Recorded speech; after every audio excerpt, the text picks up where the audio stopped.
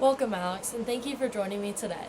As we reflect on the 2024 election and its aftermath, one of the biggest topics of discussion has been the impact of the female vote. With Donald Trump now back in the presidency, I'd like to get your thoughts as a female on how you see the future of women's rights in the broader political landscape in America. To start, I'm going to ask you some preliminary questions. What issues are most important to you in the past election? I was just thinking about, like, my reproductive rights when going into the election, and also, like, if I ever have children, how will this affect them? How this affects, like, my friends, my family members that are, like, trying to get pregnant. That was, like, the main concern that affected me directly throughout all the different policies that were talked about. How do you feel about the candidates that ran last year? Um, I feel like there needs to be like a reset and just like take everybody out and just like put like a fresh start. I know that like that's not possible right now, but like I just feel like our world has changed so much and we need to like have our government change with it. Do you think the media was fair in their coverage of the two candidates that just ran? I feel like it depends which side you watch. Like, if you watch Fox News, if you watch CNN, like, they're both skewed in ways, and then, like, TikTok just alters, like, everything. So you don't, sometimes it's like, what do you believe? I don't know what's real, what's true. And there was that thing about SNL or something when Yeah, SNL Kamala was, came like, on. yeah. Yeah. How do you think the economy will be affected depending on who won? I personally did not look into enough of the policies of either of them towards the economy. So some say, oh, Donald Trump will help the economy. Some say he won't. Like, some say Biden screwed it over. Like, I see the inflation, but I don't know enough to say what I think will be affected. Yeah. Did you vote by mail, early voting, or in person I voted in person. on the day of the election? Yeah. Okay. Do you think voter turnout will be higher or lower this year? I feel like it was higher. I feel like a lot more people came out and voted, but I feel like it was interesting seeing the different ways people voted, and some people expected like this race to vote this way and this race to vote that way, and like it was kind of just like you didn't know which way it was gonna go. What was your opinion on the way social media influenced the past election? I kind of assumed that social media would portray the election the way that they did, but I feel like it skewed a lot of people's views on like what was really going on in the world. It's hard to see like what's real and what's not when you see like a 50-second clip on TikTok or Instagram. What's one issue that you wish more candidates were addressing in the past election?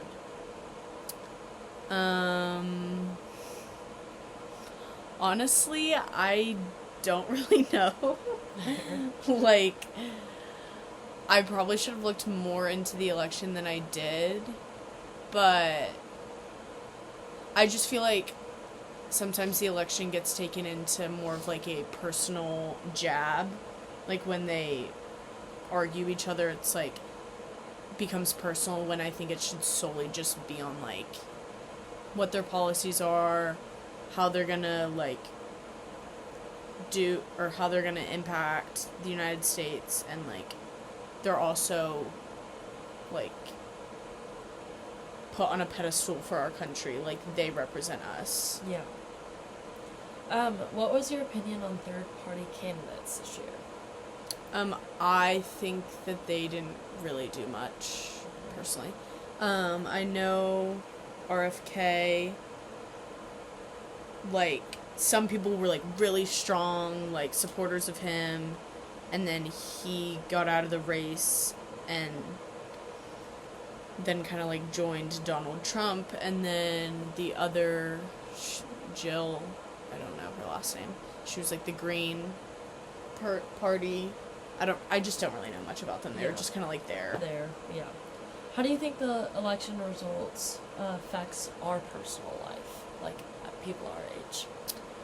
I feel like there was a lot of tension with like our age because it was like, oh, like people are taking this election personal, being like, oh, you voted for so and so, now we can't be friends. Yeah. When it's like, like a lot of people vote, I feel like our age based on what their parents vote, just because like that's what they see, and we like just had the opportunity to vote, so some like I didn't look into it enough. I know some people did, but like Yeah. I don't know. Do you think the election was decided fairly and peacefully? Yeah, I don't think there was any like riots to my knowledge, and I think the transfer will be peaceful hopefully on January 6th.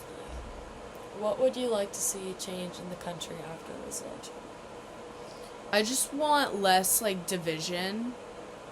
Like now it's so like red and blue and not like just like a mush.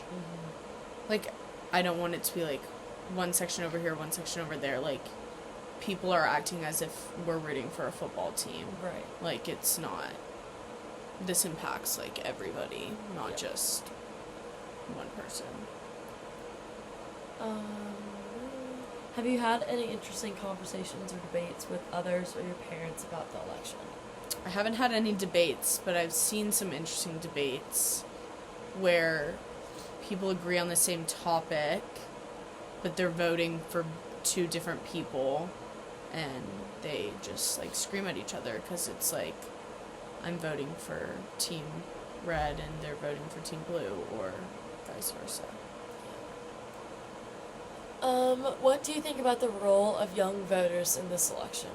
I think it was really important, no matter like what they voted, just like go out and vote because it is our right, and it's like really cool to be able to be like, I'm of age to be able to vote and like actually make an impact and like feel like you have a purpose in like the changing of our country. How do you feel about the direction the country is headed in after this election, regardless of the outcome? I think that I can't tell what direction it will go because it's so like close to the election just happened, but I am interested to see what new policies are put in place, what policies are like overturned, how people start to like change with the new president. I honestly have no idea where it will go. Okay, let's get into the real questions. What are your initial thoughts on how the female vote shaped the election? I was happy to see like a lot of female voters. I think it's hard because, you know, voting with emotion is not always the best thing to do, but it's also kind of what our world has come to, so I enjoyed seeing like the female voters for the different states. And it was interesting. Like a lot of females voted for Donald Trump, Yeah, and people thought that it would be the other kind way of around. the opposite. Yeah. So it was interesting. Now that Trump is president again, one of the major concerns for women is the future of reproductive rights, particularly abortion access. Given the way things have been progressing under his administration, what do you think the next few years will look like for women's reproductive rights in America? I don't know. I worry, but I also just hope that like the modern age will like take over and people will be like, okay, maybe we should just like stop and think about this for a second. Yeah. And I just hope that nothing drastic changes within the next like year. Yeah. But we'll see. There's a lot of fear that with Trump's second term, we'll see even more restrictions on abortion and access to health care. How do you think the country will respond to these changes, especially in terms of women organizing or protesting these policies? I feel like the protesting will just continue even more. People aren't going to stop fighting. As for people that don't see, like, an issue with it, I don't know if their opinion will change much. I think it's hard to change someone's opinion if they don't directly have, like, they're not directly impacted by something. So, yeah, I'm not sure. Moving beyond reproductive rights, the economy is another area where women will likely be impacted. Given Trump's policies on taxes, healthcare, and workforce development, how do you think the economic landscape will shift under his leadership? This is kind of a hard question. Yeah. It's like, I don't really know Yeah. enough information to answer that question. Yeah. That's okay. A lot of people are also watching how Donald Trump will handle immigration and border control in his second term. How do you think the current administration's approach to border security will affect women, especially those coming from immigrant communities or those seeking asylum? The immigration laws are really interesting because I live in Texas, so I, in some way, am affected by what goes on, even though I don't live close to the border. But I think there needs to be regulations on what happens, but I also think that it's not just going to impact the women, it's going to impact the children more, if anything. Because they're growing up and they don't have they don't have a decision on what goes on. It's their parents that decide what happens. So that's what I feel like that's the most impactful. Yeah. With border control policies likely tightening, what do you think the long-term consequences could be for women and families at the border? I don't know. More people will just try to sneak in, and then there will just be illegal immigrants, and then we won't have knowledge of them, and then the workforce will become interesting to see what goes on. I just think it's hard to keep the country as a whole when you don't know, like, what's going on everywhere in the country, and with people sneaking in, it's like you don't know where they are, what they're doing, and that scares the government. Yeah. Are there specific concerns you have about women's safety, health, or opportunities in this immigration context? We kind of just talked about it, but Not really the women. I mean, yes, I worry for them, and I worry for their children, but I don't know enough to know what their impact will be. do you think these policies will lead to a further divide between women in the U.S.? For instance, do you foresee growing tensions between women who support Trump's approach to immigration and those who advocate for more lenient policies? Yeah, I mean, it's just like the same thing. Like, it's just gonna keep dividing until there's like a neutral ground, and I don't know who will bring a neutral ground, and I don't know when that will happen. Looking ahead, what do you think the overall political landscape will look like for women during Trump's second term? I'm really interested to see because it is his second term, so I wonder what he will change and what he'll keep the same. So I honestly don't know what it entails for us. Do you see these issues, reproductive rights, economic security, and immigration, being major points of contention in the next election, or do you think something else will take center stage? I don't know, because last time there was COVID, and that came out of the blue. Yeah.